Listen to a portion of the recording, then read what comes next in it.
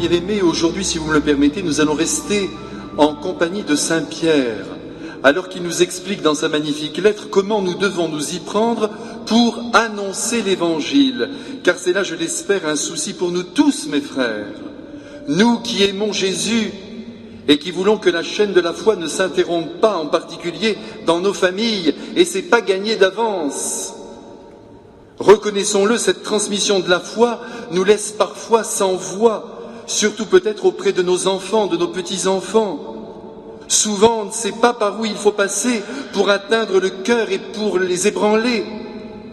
Au fond, nous ne savons pas trop comment nous y prendre et nous nous trouvons bien maladroits. N'est-ce pas, mes frères, que je vous dis la vérité et que vous vous retrouvez dans mes paroles? Aussi, je voudrais ce matin, assisté, je l'espère, du Saint-Esprit, vous rappeler quelques principes de base qui pourraient vous aider dans cette belle et noble tâche de transmetteur de la foi qui est la vôtre, je vous le rappelle, depuis le jour de votre baptême. Soyons clairs, enfants, petits-enfants, neveux, nièces, tout ce beau monde a besoin de vous pour rencontrer le Christ. Si vous le voulez bien, pour commencer, nous allons nous rendre ensemble à l'aéroport de Calcutta, où Mère Teresa est sur le point de s'embarquer pour je ne sais quel pays, et là un journaliste s'approche d'elle et lui pose simplement cette question. C'est historique, mes frères, ce que je vous raconte ici. « Ma mère, lui dit-il, comment transmettre l'Évangile ?» Et Mère Teresa de répondre, mais c'est très simple, vous avez la conviction que le Christ est le sauveur du monde, vous aimez une personne, et cette personne vous aime et vous fait confiance, si bien que votre conviction passe dans le cœur de la personne aimée, qui à son tour aime une autre personne, et en l'aimant infuse de même sa propre conviction dans le cœur de la personne qu'elle aime. Là, voyez mes frères, grâce à Mère Teresa, je vous ai déjà pratiquement tout dit. Mais par précaution, je vais tout de même vous le redire, différemment, en laissant cette fois-ci la parole à Don Bosco, qui, comme vous le savez, est un saint que j'aime beaucoup, et qui est l'un des plus grands pédagogues que l'Église a eu la joie d'enfanter. Don Bosco disait toujours « L'affection fait la confiance, et la confiance fait l'éducation ». Ce principe merveilleux, mes frères, il ne faut pas l'oublier. Il est valable pour les parents vis-à-vis des enfants, pour les amis entre eux, et pour le prêtre aussi, ou la religieuse ou le religieux à l'égard de la jeunesse qu'il rencontre. C'est donc l'amour, visible sur un regard, sur un simple geste, une main sur l'épaule, un accueil chaleureux, un regard qui s'intéresse, une caresse sur une joue. C'est tout cela qui donne aux paroles qui vont suivre d'être reçues. Évidemment, ce n'est pas là une technique d'approche, une méthode pédagogique destinée à inciter l'autre à venir avec confiance vers celui qui lui parle, car ce serait alors mentir au sein même de la relation. Non, il faut que ce mouvement d'amour, enraciné dans la charité du Christ, sorte vraiment du cœur avec spontanéité et sincérité. Car il faut que le jeune que nous avons en face, qu'il ait 6, 15 ou 25 ans, sente que l'amour est là, devant lui, à portée de main, mais un amour évidemment qui vient d'un être habité par la foi. C'est dire que devant l'enfant, devant le jeune homme ou la jeune fille, il y a un adulte qui sait où il va et en quoi il croit. Mais d'où émane compréhension, complicité et surtout, bien sûr, patience. C'est dire que l'apôtre, le transmetteur de la foi, appelons-le comme cela, doit donc, en annonçant l'Évangile, rendre palpable l'amour qu'il porte à celui qui lui fait face. En notre époque, mes frères, on voudrait, et le psychologisme dans lequel on baigne nous y pousse, nous tenir à distance de celui duquel nous sommes responsables. Comme on dit aujourd'hui, y compris dans les grandes ONG, pas d'affect, ne vous impliquez pas, faites votre travail, mais prenez de la distance. Je crois, mes frères, que c'est là une attitude qui s'oppose formellement aux attentes du Christ, qui, comme nous le savons, n'a pas arrêté, durant toute sa vie et jusqu'à son dernier souffle, de s'approcher des êtres et de faire sien tous les malheurs de la condition humaine. S'il y en a un qui n'a pas pris de distance avec l'homme souffrant, c'est bien le Christ. Mais continuons. Précisons tout de suite qu'au-delà de ce climat d'amour qui donne à l'apôtre toutes ses chances, Dieu peut se servir pour amener l'un de ses enfants à la foi d'un élément apparemment extérieur. Ce peut être une prédication, la lecture d'un livre, un enseignement qui touche, une retraite, que sais-je, une grâce de prière, une guérison, une grâce particulièrement importante qui a été obtenue. Très bien, mais de toute manière, ce ne sera qu'un élément déclencheur. Pour que les choses s'enracinent, il faudra immanquablement l'amour provoquant la confiance. Il n'y a rien à faire, l'affection fait la confiance et la confiance fait l'éducation. Ceci dit, évidemment, malgré tout l'amour que vous portez à vos enfants, encore faut-il que vous croyiez de toutes vos forces que vous avez été choisi par Dieu comme médiateur irremplaçable pour transmettre la foi au sein de votre propre famille. Et ce n'est pas de l'orgueil, de la prétention que de penser cela, pas du tout, c'est du réalisme. Les parents sont responsables, y compris les grands-parents. Tous sont responsables de l'avenir de Dieu dans le cœur de leurs enfants, comme le prêtre est responsable des âmes qui s'approchent de lui. Les religieuses et les religieux, des élèves ou des malades qui leur sont confiés. Et par conséquent, la première chose que nous devons nous dire à nous-mêmes en nous approchant de la jeunesse, c'est qu'il ne faudrait pas que Dieu déçoive à cause de nous. Ce principe que je me suis forgé depuis plusieurs années, il faut le garder, mes frères, croyez-moi, très précieusement au fond de notre esprit. Je vous le redonne, il ne faudrait pas que Dieu déçoive à cause de nous. Car à partir de nos agissements, tout pourrait être retenu contre Dieu. Les exemples sont légion qui prouvent qu'une grosse déception causée par un serviteur de Dieu ou par des parents peu cohérents avec la foi qu'ils professent peuvent bloquer le processus de la transmission. En fait, plus le témoin est crédible, plus la foi sera jugée, venant de lui, positive. Alors vous allez peut-être me dire, bon, alors si l'on n'est pas parfait, c'est cuit. On ne peut pas être crédible, la foi ne passera pas. Je vous réponds alors paradoxalement que les choses ne se jouent pas ainsi. Mais plus précisément, dans notre manière de réagir aux défauts qui nous oppressent. Je m'explique.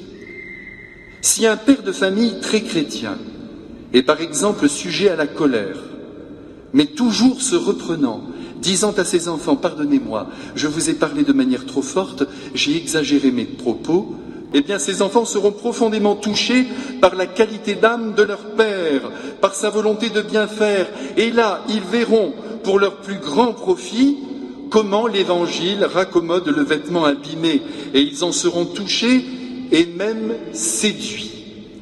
En revanche, il va de soi que si par exemple le père plaide d'un orgueil démesuré, devant lequel tout le monde doit plier, ou que la mère très chrétienne par ailleurs s'emporte, dit ouvertement du mal de son mari, ou se conduit de manière superficielle, ou toujours impatiente, nerveuse, eh bien les enfants repousseront inconsciemment la voix du Christ.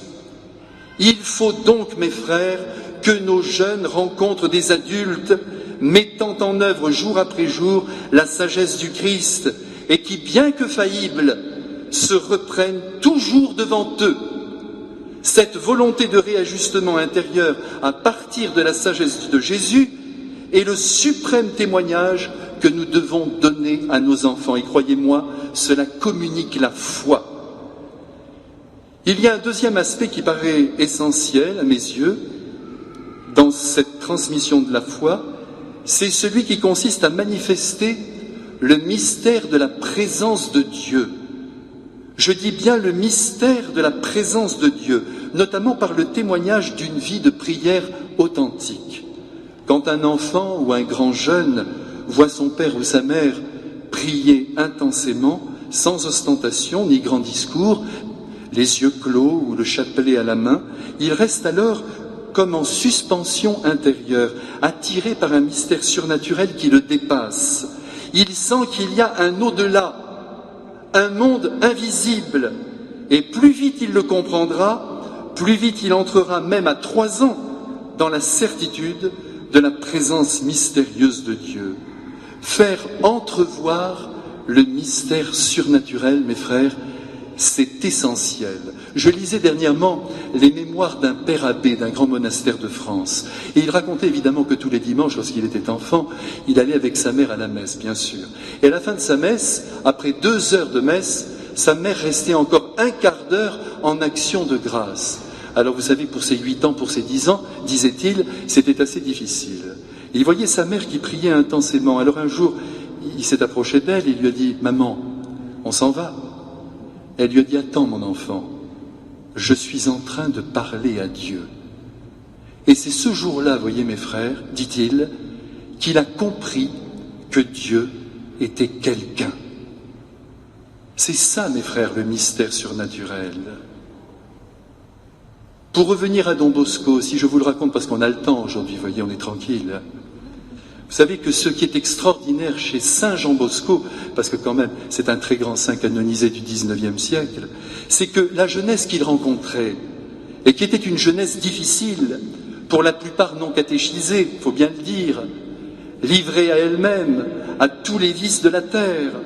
Certes, il n'y avait pas la drogue, mais il y avait l'alcool, et tout ce que l'homme pouvait trouver d'échappatoire à son quotidien quand il était malheureux. Eh bien, à cette jeunesse, Don Bosco parlait toujours du ciel. Et le désir de Dieu grandissait chez ces garçons.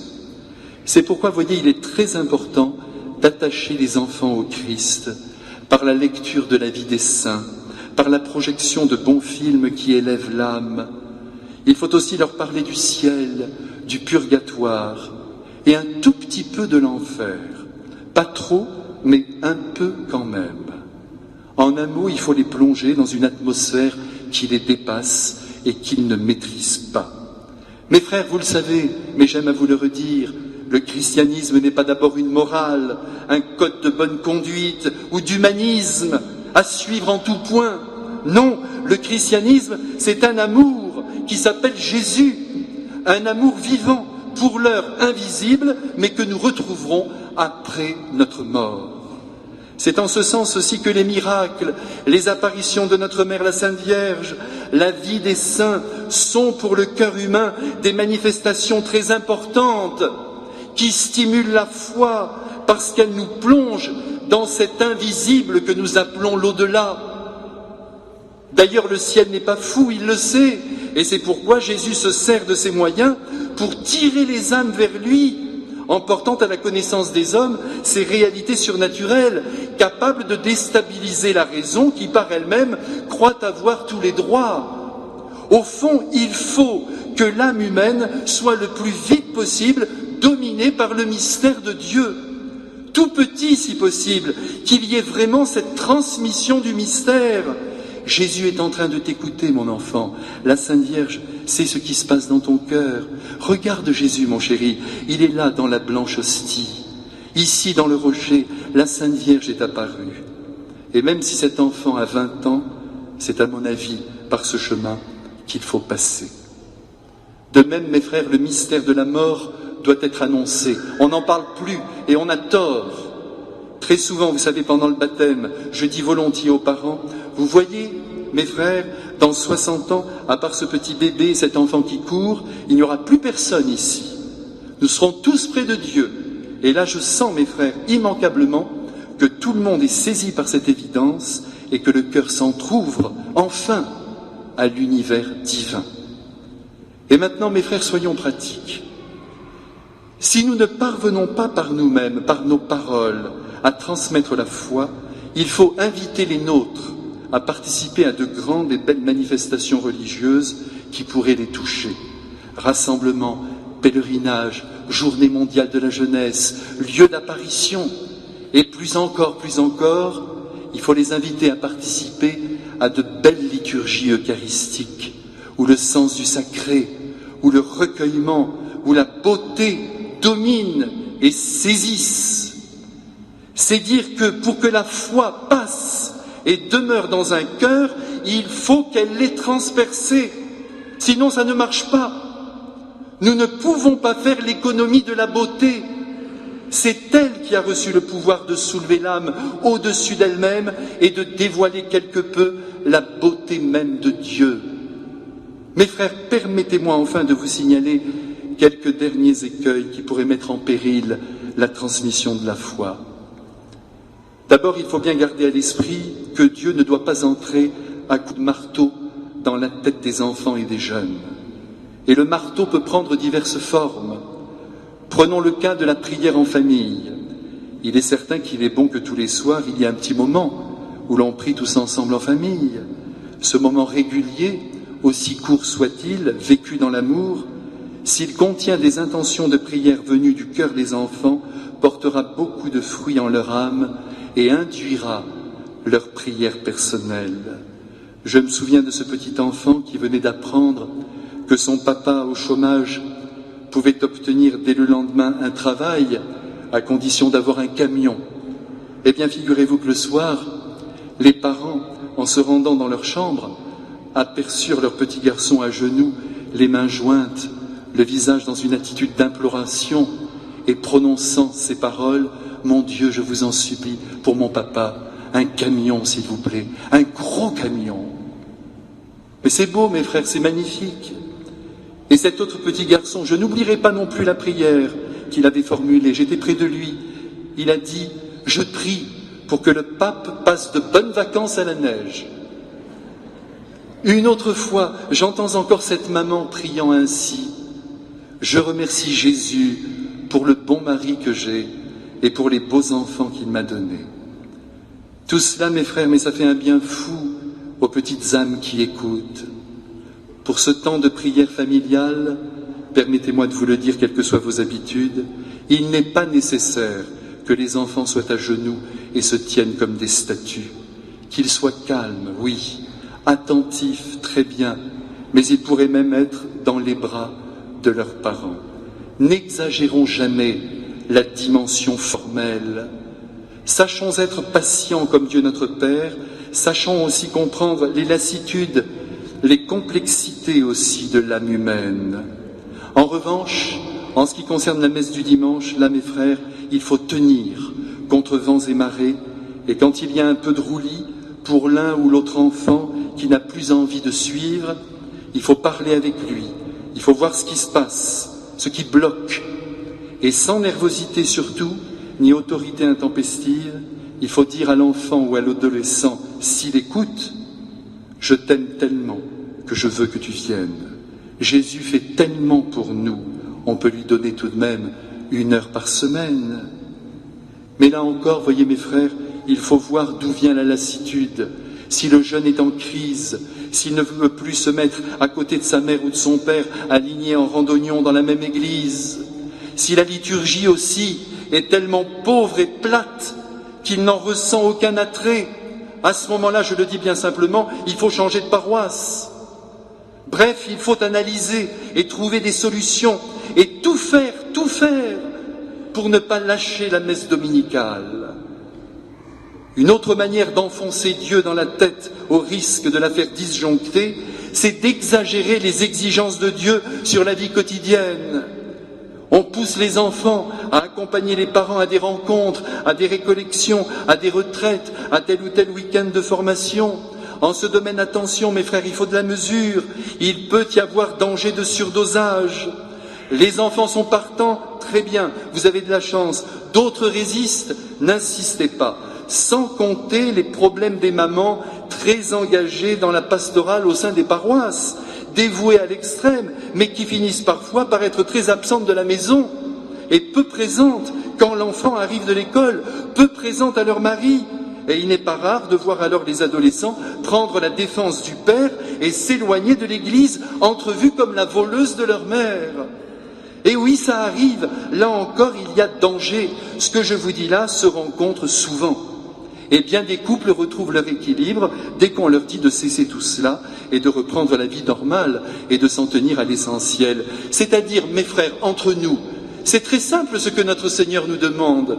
Il nous demande de prier tous les jours. Bon, il nous demande d'aller à la messe le dimanche. et il nous demande éventuellement d'avoir un suivi avec un père spirituel, mais voilà, sans rien exagérer, et de nous confesser de temps en temps, au moins pour les grandes fêtes. Voilà ce que Jésus nous demande. Et puis d'aimer très fort ce que nous approchons. Tout est là, voyez, n'allons pas complexifier les choses.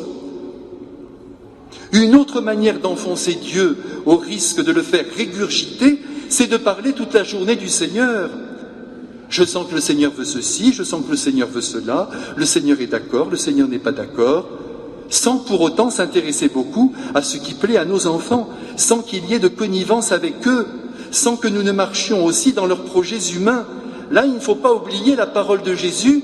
Si quelqu'un te demande de faire 1 kilomètre avec toi, fais-en 2. À qui te demande ton manteau, donne aussi ta tunique.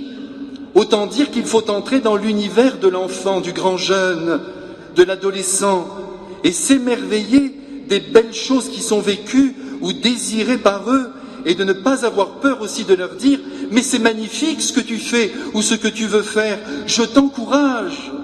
Et c'est à ce prix, mes frères, que les jeunes accepteront aussi de recevoir de leurs parents le trésor de la foi.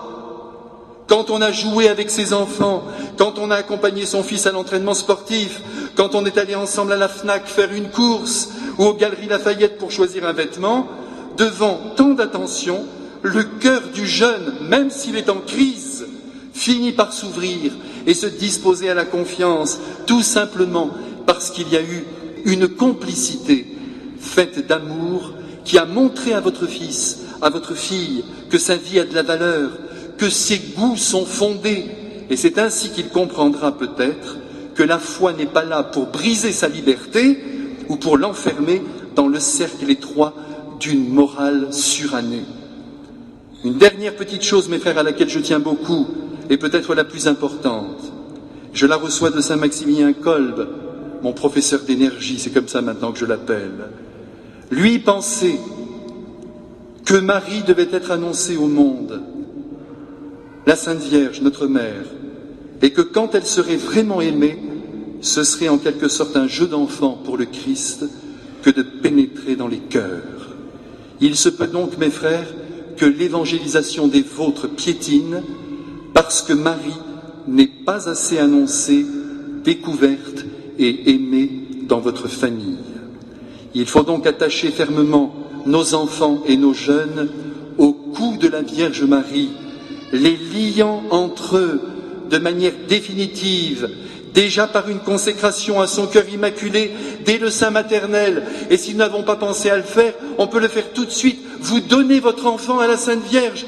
Je vous le donne, Vierge Marie. Je vous consacre son cœur à votre cœur immaculé, qu'il batte à l'unisson de votre cœur jusqu'au dernier jour de sa vie.